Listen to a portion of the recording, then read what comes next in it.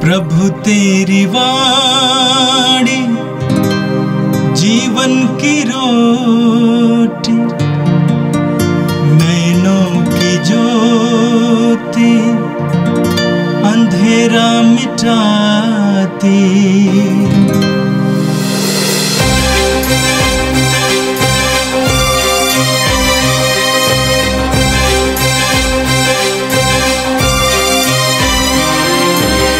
प्रभु तेरी वाणी जीवन की रोटी, नैनों की ज्योति अंधेरा मिटाती। प्रभु तेरी वाणी जीवन की रोटी, नैनों की ज्योति अंधेरा मिटाती। वाणी वाणी वाणी वाणी वाणी पवित्र है, शाश्वत है, जीवन का मन्ना है। 26 अगस्त शुक्रवार। पहला पाठ कुरिन्थियों के नाम संत पौलुस का पहला पत्र, अध्याय 1, पद संख्या 17 से 25 तक। मसीह ने मुझे बपतिस्मा देने नहीं बल्कि सुसमाचार का प्रचार करने भेजा है। मैंने इस कार्य में अलंकृत भाषा का उपयोग नहीं किया, जिससे मसीह के क्रूस के संदेश का प्रभाव फीका न पड़ जाए।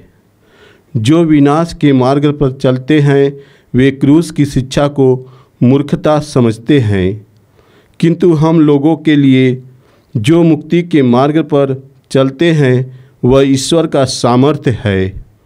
क्योंकि लिखा है, मैं ज्ञानियों का ज्ञान नष्ट करूँगा और समझदारों की चतुराई व्यर्थ कर दूँगा। ज्ञानी, शास्त्री और इस संसार के दार्शनिक यह कहा है, क्या ईश्वर ने इस संसार के ज्ञान को मूर्खतापूर्ण नहीं प्रमाणित किया? ईश्वर की प्रज्ञा का विधान ऐसा था कि संसार अपने ज्ञान द्वारा ईश्वर को नहीं पहचान सका। इसलिए ईश्वर ने सुसमाचार की मूर्खता द्वारा विश्वासियों को बचाना चाहा। यहूदी चमत्कार मांगते और यूनानी ज्ञान चाहते हैं, किंतु हम क्रूस पर आरोपित मसीह का ही प्रचार करते हैं। यह यहूदियों के विश्वास में बाधा है और गैर यहूदियों के लिए मूर्खता, किंतु मसीह चुने हुए लोगों के लिए, चाहे वे यहूदी हो या यूनानी, ईश्वर का सामर्थ्य और ईश्वर की प्रज्ञा है। क्योंकि ईश्वर की मूर्खता मनुष्यों से अधिक विवेकपूर्ण है और ईश्वर की दुर्बलता मनुष्यों से अधिक शक्तिशाली है। यह प्रभु की वाणी है। संत मत्ती के अनुसार पवित्र सुसमाचार, अध्याय 25, वाक्य 1 से 13 तक। उस समय स्वर्ग का राज्य उन 10 कुंवारियों के सदृश होगा जो अपनी अपनी मशाल लेकर दूल्हे की अगवानी करने निकली। उनमें से 5 नासमझ थीं और 5 समझदार। नासमझ अपनी मशाल के साथ तेल नहीं लाईं, समझदार अपनी मशाल के साथ साथ कुप्पियों में तेल भी लाईं। दूल्हे के आने में देर हो जाने पर सब ऊँघने लगीं और सो गईं। आधी रात को आवाज़ आई, देखो दूल्हा आ रहा है, उसकी अगवानी करने जाओ। तब सब कुंवारियाँ उठीं और अपनी अपनी मशाल संवारने लगीं। नासमझ कुमारियों ने समझदारों से कहा, अपने तेल में से थोड़ा हमें दे दो, क्योंकि हमारी मशालें बुझ रही हैं।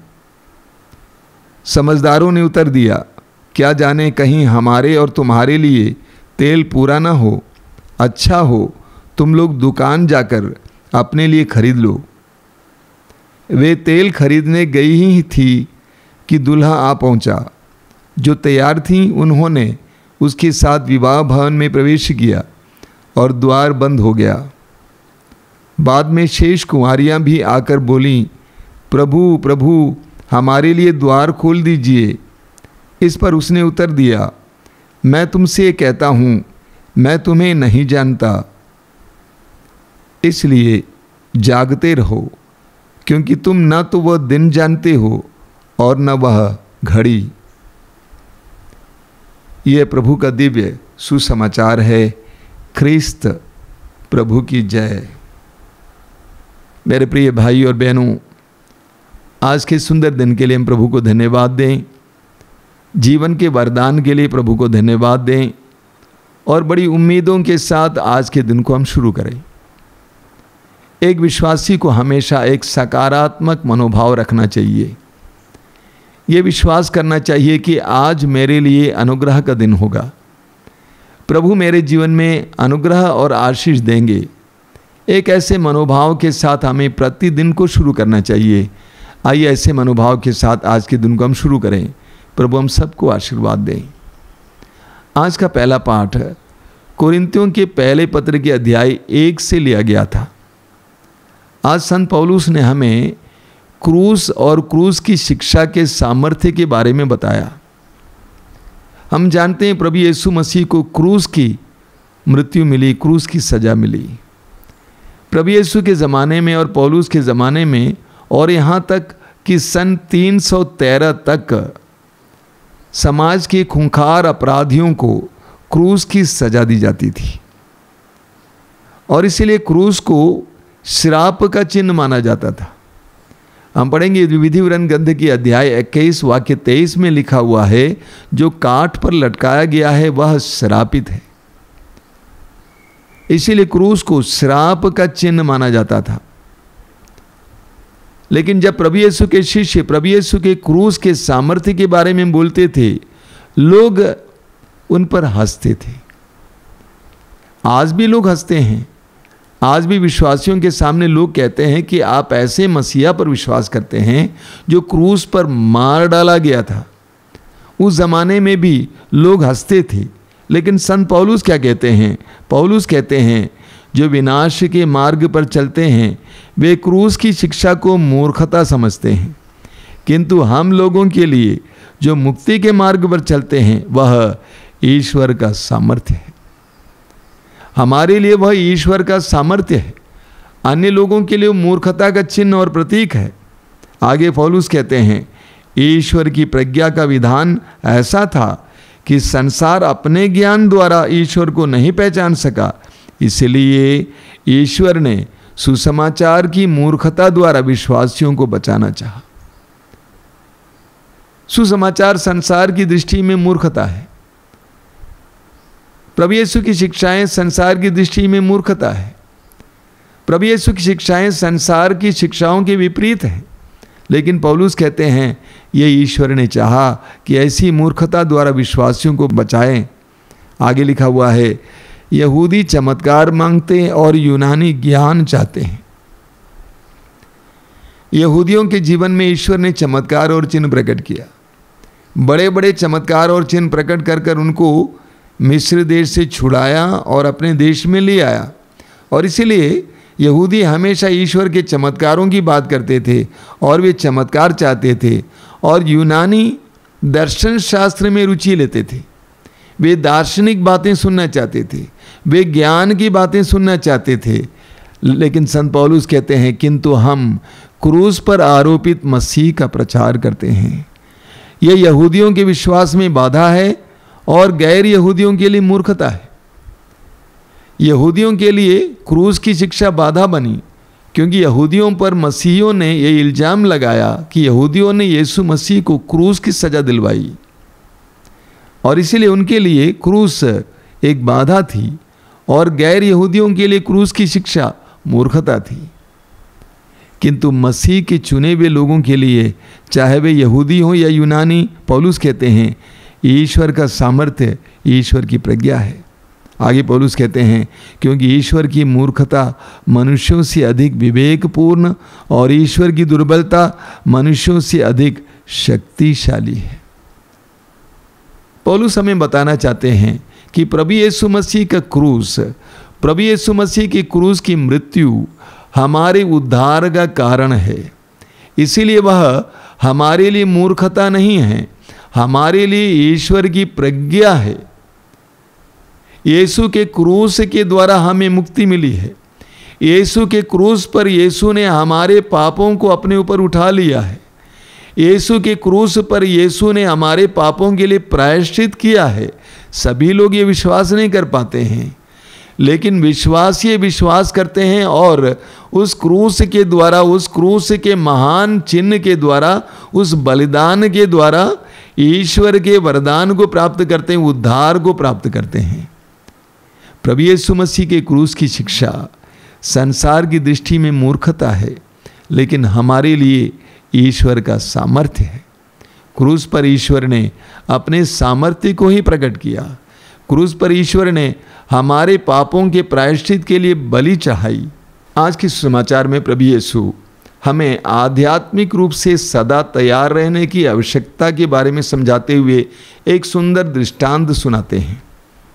दृष्टांत इस प्रकार है। प्रभु कहते हैं, उस समय स्वर्ग का राज्य उन 10 कुंवारियों के सदृश होगा जो अपनी अपनी मशाल लेकर दूल्हे की अगवानी करने निकली। उनमें से 5 नासमझ थीं और 5 समझदार। नासमझ अपनी मशाल के साथ तेल नहीं लाई, समझदार अपनी मशाल के साथ साथ कुप्पियों में तेल भी लाई। दूल्हे के आने में देर हो जाने पर सब ऊँघने लगी और सो गई। आधी रात को आवाज़ आई, देखो दूल्हा आ रहा है, उसकी अगवानी करने जाओ। तब सब कुंवारियाँ उठीं और अपनी अपनी मशाल संवारने लगीं। नासमझ कुंवारियों ने समझदारों से कहा, अपने तेल में से थोड़ा हमें दे दो, क्योंकि हमारी मशालें बुझ रही हैं। समझदारों ने उत्तर दिया, क्या जाने कहीं हमारे और तुम्हारे लिए तेल पूरा ना हो। अच्छा हो तुम लोग दुकान जाकर अपने लिए खरीद लो।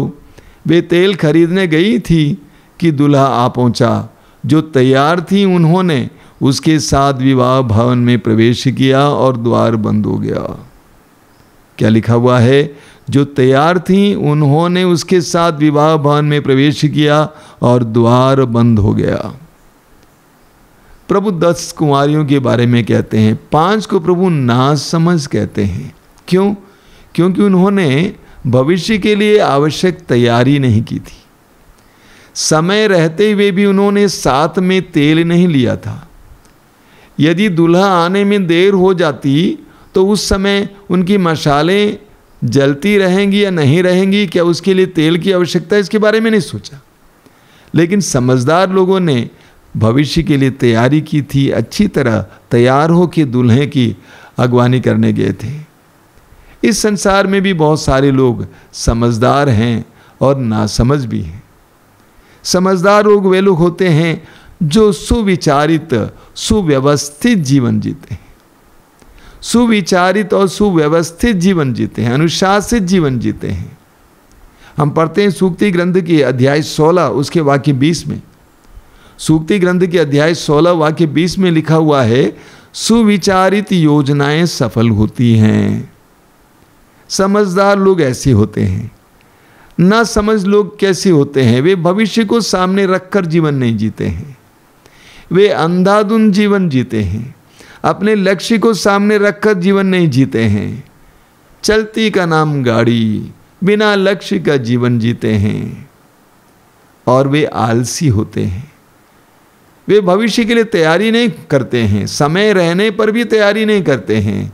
वे सोचते हैं देखा जाए, उस समय देखा जाएगा। जरा सोचिए, वे 5 नासमझ कुंवारियाँ दूल्हे की अगवानी करने आए थे। रात को उतनी देर तक इंतज़ार किए थे, लेकिन विवाह भवन में प्रवेश नहीं कर पाए क्योंकि वे तेल लेने गए हुए थे। उन्होंने पहले ही ये सोचा नहीं था। देखिए मेरे प्रिय भाई और बहनों, उत्साह होना ही काफ़ी नहीं है। उन 10 कुंवारियों में दूल्हे से मिलने, दूल्हे की अगवानी करने की का उत्साह था, लेकिन उत्साह होना ही काफ़ी नहीं है। उसके लिए आवश्यक तैयारियां करना और उसके लिए आवश्यक त्याग करने के लिए भी तैयार होना आवश्यक है। हमारे आध्यात्मिक जीवन में भी कुछ इसी प्रकार है। कई लोग प्रभु से मिलना चाहते हैं, प्रभु से कृपाएं प्राप्त करना चाहते हैं।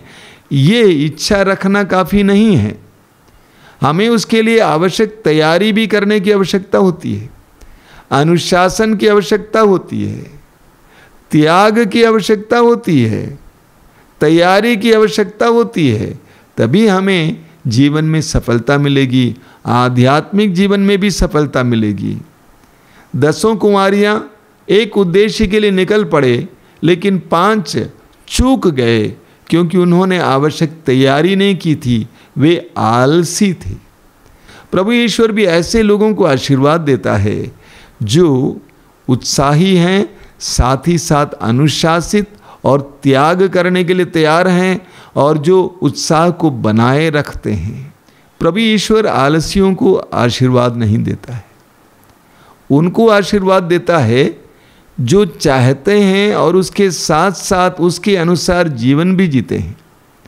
मत्ती के सुसमाचार के अध्याय 7 में प्रभु यीशु ने स्पष्ट शब्दों में कहा है, वाक्य 21 में, जो लोग प्रभु प्रभु कहते हैं वे सभी के सब ईश्वर के राज में, स्वर्ग राज में प्रवेश नहीं करेंगे, लेकिन जो मेरे स्वर्गिक पिता की इच्छा पूरी करते हैं। प्रार्थना करना काफ़ी नहीं है, प्रभु से मांगना काफ़ी नहीं है, प्रभु की इच्छा को पूरी करना आवश्यक है, तैयारी करना आवश्यक है, अनुशासन लाना आवश्यक है, त्याग सहना आवश्यक है। हमारे देश में वो सुंदर कहानी है, कछुए और खरगोश की कहानी।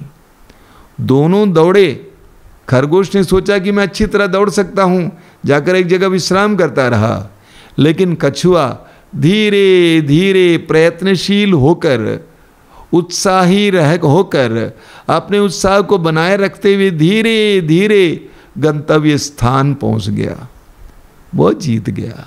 उसी तरह हमारे आध्यात्मिक जीवन में और हमारे प्रतिदिन के जीवन में भी हमारे अंदर बहुत सारी चाह है, इच्छाएं हैं, काफ़ी नहीं हैं।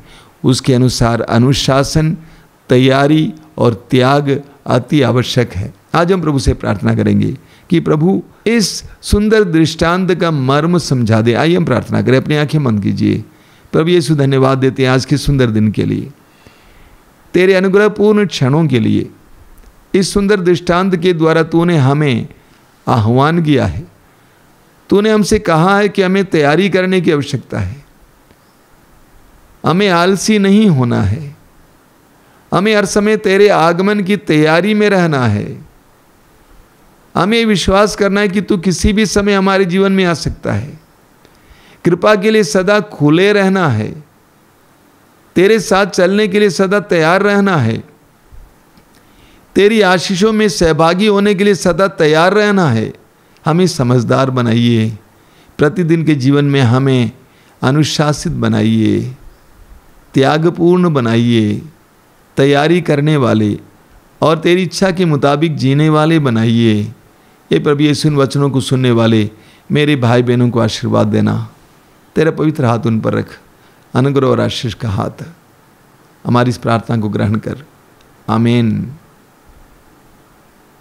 प्रभु तेरी वाणी जीवन की रोटी, नैनों की ज्योति अंधेरा मिटाती, वाणी